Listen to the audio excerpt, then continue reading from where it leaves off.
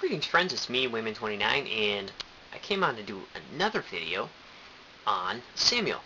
And what's really interesting is we're going to be looking at the prayer of Samuel, Samuel's mother, Hannah. And here it's not only a prayer of thanksgiving that was put on her lips. Some people think because it mentions a lot dealing with a king, so this was during the monarch period. Possibly this was written and put in Hannah's mouth, but it's a very beautiful poem. It's not only a poem of thanksgiving, but holy war hymn possibly, and it's not as old as some of the other war hymns in the biblical literature, like Judges 4 and 5, which are very beautiful, in Song of the Sea and Exodus 15. But it's right around the early monarch, and so some would like to place it and have it more archaic, and some would like to put it out more into the more recent. But here we're going to look at Hannah's prayer from 1 Samuel, 4Q Samuel A. And then we're going to take a look at the differences between the Masoretic text, Dead Sea Scroll, and the Septuagint. Look at some variations. Then what we're going to do is look at a hymn to Baal. I'm sorry, not a hymn to Baal. That's in the Baal epic. You can compare the Baal epic to the Song of the Sea. That's a very good study. But what we're going to look at is the Holy War hymn to Marduk in the Babylonian creation epic. So this is great stuff. So all I want to point out is the Hebrews were not the only ones writing beautiful literature. It was all over the ancient Near East, and you're going to see some of the terminology. It's pretty baffling. So what I'm going to be using the text is Dead Sea Scroll Bible, and I'm going to be using the Jewish Publication Society Study Bible from the Tanakh, and I'm going to be using Ancient Near Eastern text relating to the Old Testament, which is a great book. It's pretty expensive, but it's a great book. So we're going to get on with this little study and see where it goes. So out of the Dead Sea Scrolls, this is chapter 2 of 4Q Samuel A. Hannah prayed, "My heart exalts in the Lord. My strength is exalted in the Lord. My mouth speaks boldly against my enemies, because I rejoice in your salvation." Indeed, this here isn't in the Masoretic text. There, indeed isn't. There is no one holy like the Lord. There is none righteous like our God. So here this implies more than one God. Verse 2 here. There is none holy besides you. There is no rock like our God. So, Backyard Professor had excellent videos on, I believe he had about 18 of them or more on the Council of the Gods. So go check that out and think about how the Council of the Gods in not only Babylonian mythology with the Igigi and the deities of the underworld, but also in the Ugaritic text. It's pretty interesting.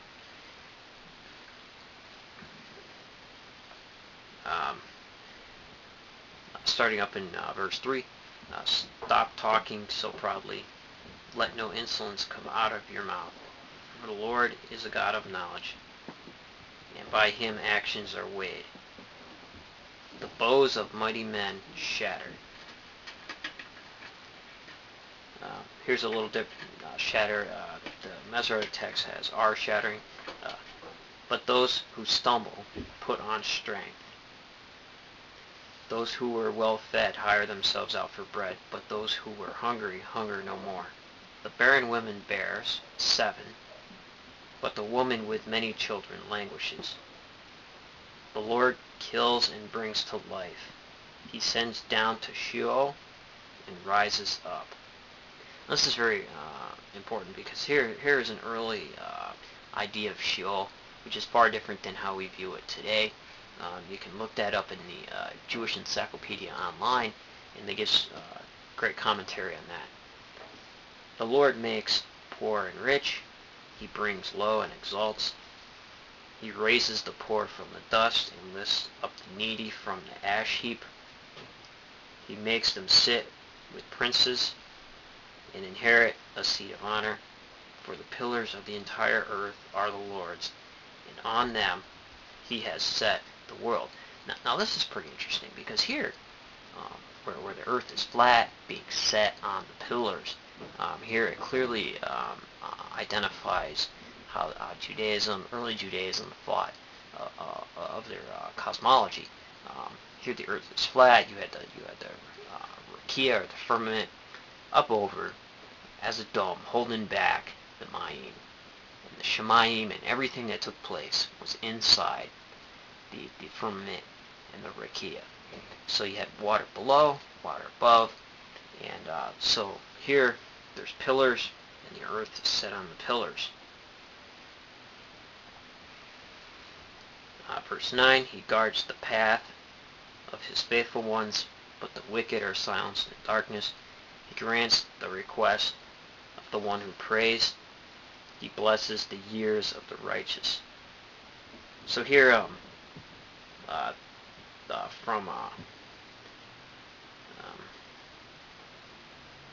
think it's about 9 into this whole section is in the Septuagint and in the Dead Sea Scroll text that I'm reading here. However, it is not in the Masoretic text. So what you could do is look at, say, an English translation of Brenton's, English translation of the Septuagint, and compare it to the Masoretic text, Tanakh, and see what they have to say about it, and also see what your KJV version has to say about it, and see which one that follows, because you can clearly see the text that they follow just by studying Hannah's prayer and seeing where things are added and things diverge. So, verse 9, for no one prevails by strength. Verse 10, the Lord will shatter his enemies. Who is holy? It's kind of broken up here. When he repays, who he thundered is his anointing. It says here in a note, the narrative sequence and details in 2:13 to 17 are quite at variance in 4Q Samuel A. In the Masoretic text. In the Septuagint, as we spoke about, is generally but not consistently closer to the Masoretic text than to 4Q Samuel A.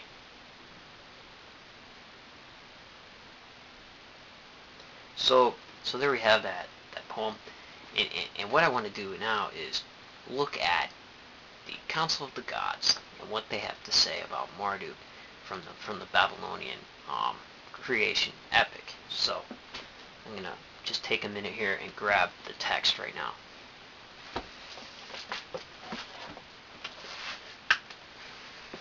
So here we are, tablet 4. Here they erect him a throne. Facing his father's, Marduk sits down, presiding. So here you have one deity taking over another. This happened all the time in ancient Near East.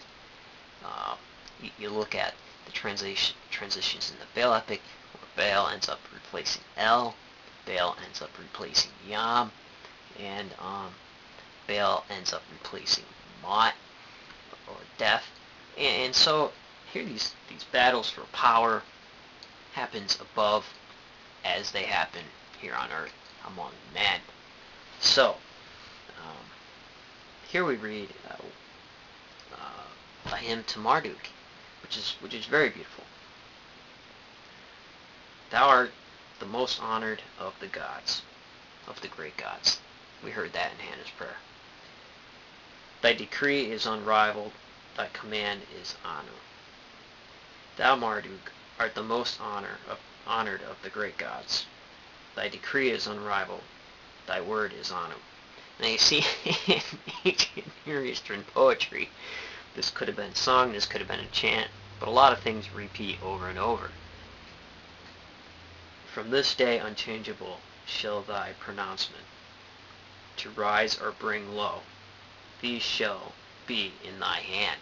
So like in the prayer of Hannah, here we have where the divine, or Yahweh, has the power to raise or lower. Also here too, it's spoken of Marduk. Thy utterance shall come true, thy command shall not be doubted. No one among the gods shall transgress thy bounds. Adornment being wanted for the seats of the gods, let the place their shrines ever be in thy place. O Marduk, thou art indeed our avenger. We have granted thee kingship over the universe entire. When in the assembly thou sittest, thy word shall be supreme. Thy weapon shall not fail, and they shall smash thy foes. So here we hear in Hannah's prayer, the broken bows. You see that in other ancient Near Eastern poetry. And here we find it in this beautiful holy war hymn to Marduk. O Lord, spare the life of him who trusts thee. Pour out the life of the God who seizes evil.